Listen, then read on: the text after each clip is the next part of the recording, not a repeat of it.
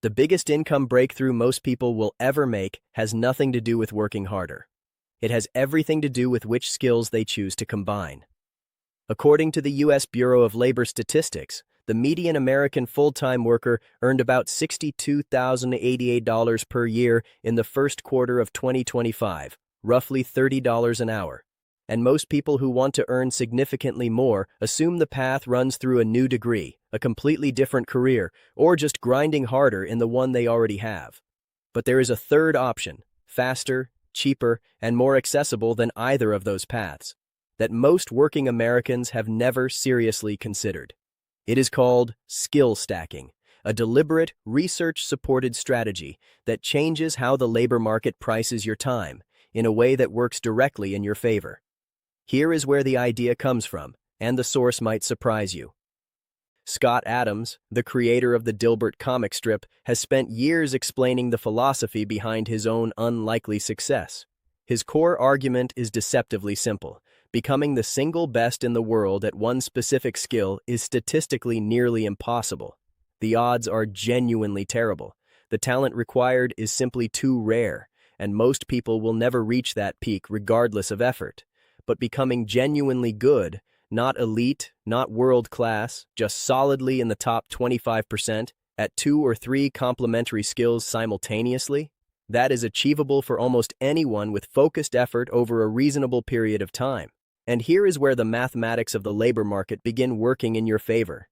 When you sit in the top quarter of 2 skills that rarely appear together in a single professional, you become something the market genuinely struggles to find and replace. What is scarce in a competitive labor environment does not receive average compensation. It commands a premium that, in the right combination, compounds meaningfully across an entire career. Adams explains his own situation clearly. He was not the best cartoonist alive. There were thousands of people who could draw better. He was not the funniest person in any room he walked into. He had no proprietary business insight that others lacked, but he was better than most people at drawing, better than most people at humor, and he had spent real years working inside actual corporate environments.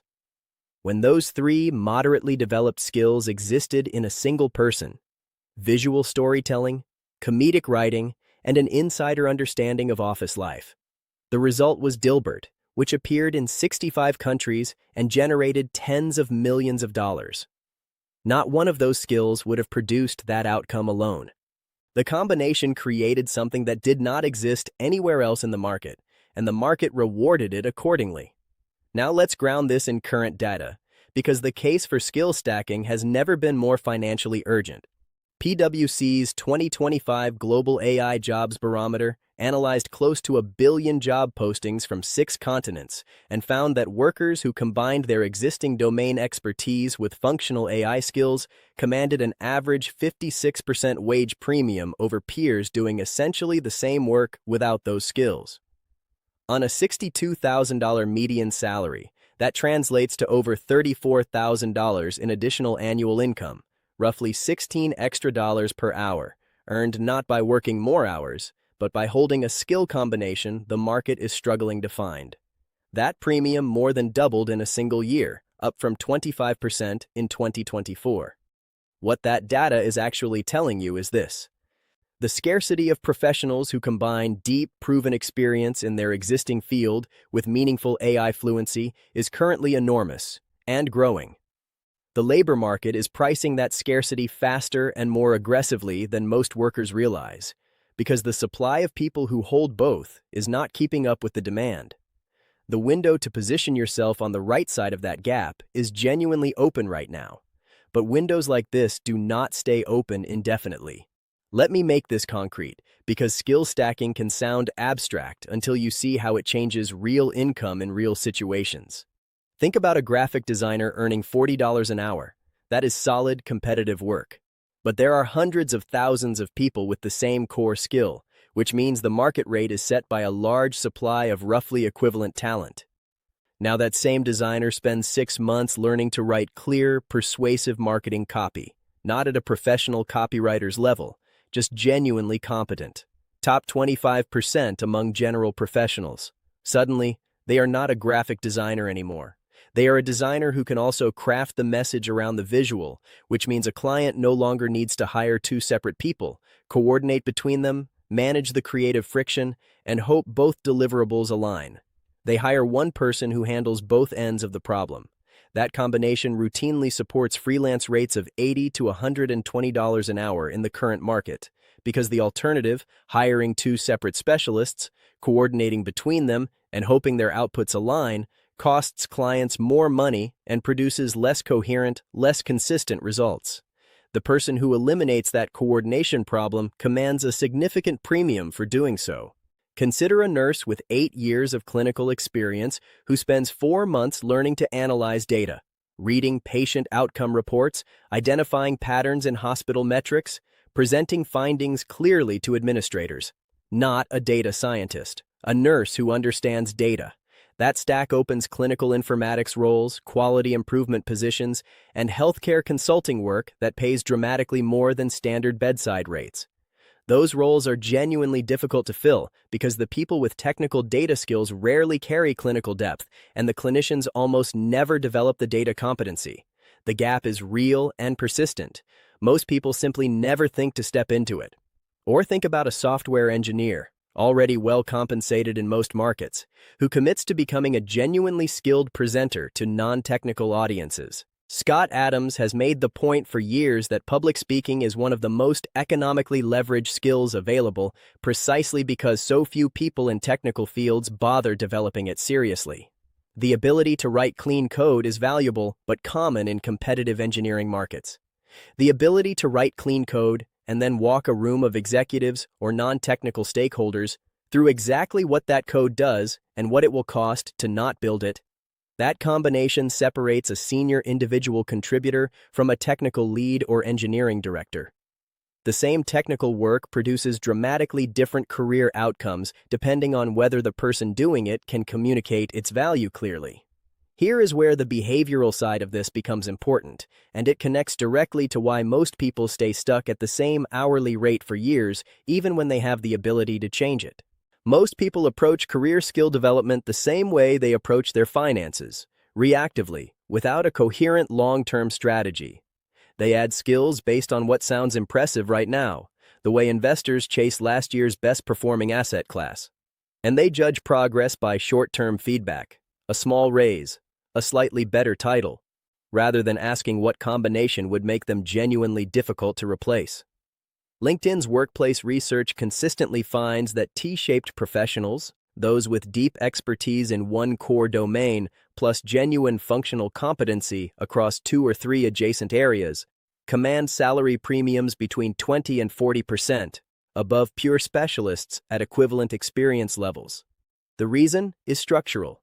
Replacing someone with a genuinely unusual skill combination costs more. The candidate pool is smaller, the search takes longer, and the risk of a wrong hire is higher. Organizations absorb that cost by paying more to retain the person they already have. That dynamic shows up directly in compensation, compounding over a career in ways a standard annual merit increase simply cannot replicate. There is a psychological barrier here worth naming directly, because it stops a lot of people before they start. Most professionals have been trained implicitly to think of skill development as either going deep, becoming more expert in what they already do, or going broad, which often feels like diluting their credibility. Neither framing captures what skill stacking actually is. The goal is not to become a generalist who knows a little about everything.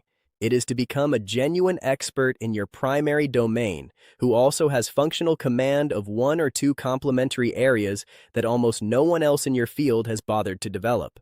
Your primary skill is not diluted by the addition. It is multiplied. The engineer who can also present is a better engineer in every practical sense because their technical judgment can actually influence decisions. The designer who can write is a more valuable designer because their creative choices are grounded in the persuasive logic that makes design work commercially. Cal Newport, the author and Georgetown professor, makes a complementary argument from a research standpoint, pushing back against the cultural assumption that passion precedes skill development. His research suggests the opposite. Passion tends to follow the development of rare and valuable skills, not precede it. Do not wait until you feel inspired to build a new skill. Build the skill, develop genuine competency, and motivation tends to follow once you see the economic signal the market sends back. Here is your specific, concrete step to take this week. Set aside 20 minutes and run what I call a stack audit. Write down every skill you use with genuine competence, not just your formal job function, but everything. Writing, presenting, data interpretation, basic coding, visual design, customer communication, project management, budgeting, negotiation, research, sales, teaching, and operations. Then look at your field specifically and ask, which two-skill combination almost nobody in my industry holds? Not which combination is theoretically impressive, which one is functionally scarce in the specific market where you work and compete. The nurse who can analyze data is rare in healthcare, not because data analysis is unusual in general, but because almost no nurses have it. The marketer who understands financial modeling is rare in brand management for exactly the same reason. Your combination does not need to be globally unprecedented or theoretically novel. It simply needs to be scarce in your context, rare enough in the specific professional environment where you work and compete that the market has no established, efficient way to source it. Once you identify the gap worth closing, PwC's 2025 data offers something genuinely encouraging about what is actually required to close it. Employer demand for formal degrees is declining even in the most AI-exposed, high-skilled job categories. 7 percentage points fewer job postings required a degree in 2024 compared to 2019. What employers and clients are actually valuing is demonstrated, applied competency, not credentials on paper. A completed online course with a real project to show for it, a skill practiced in a volunteer role, a side engagement where you applied the new capability with a real client, these are legitimate, documented paths to top 25% competency in a secondary skill. And that competency, layered onto a strong existing base, is often enough to access a completely different tier of earning. The compounding effect of this over 5 to 10 years is substantial in ways that are easy to underestimate. Adding one high-value adjacent skill does not simply add that skill's marginal value to your hourly rate. It creates a new professional category, a specific combination that the market cannot easily find, cannot easily benchmark, and cannot easily replace. And entirely new categories command entirely new pricing. That pricing advantage, applied consistently and directed toward your investment accounts over time, compounds with the same quiet, exponential logic that financial capital follows. Gradually, persistently, and then suddenly in a way that feels disproportionate to the hours it originally cost to build. Stop trying only to get better at what you already do. Start getting genuinely good at one thing that makes what you already do dramatically more scarce and valuable in the eyes of the people and organizations paying for your time. That deliberate shift from deepening a single well to building a rare combination that almost no one else in your field holds is the most concrete, research-supported path to tripling your effective hourly rate available to most American workers right now. At NextGen Finance, this is exactly the kind of specific behavioral income-building strategy we build content around, not generic advice about working harder, but the frameworks and data that explain why some people's financial trajectories accelerate sharply while others stay flat for decades, and what to concretely do about it. If that is the kind of practical, research-backed content that will actually move the needle in your financial life, subscribing means you will see every new video the moment it drops. Each one built around a real strategy you can apply, not a motivational concept you forget by the next day. Drop a comment below and tell me this. What is one skill you already have, and what is one skill you think would multiply its value most if you added it to your stack? I read every single comment, and I genuinely want to see what combination you are considering. This video is for educational purposes only and is not financial or investment advice. Please do your own research and consult a licensed financial professional before making any financial decisions.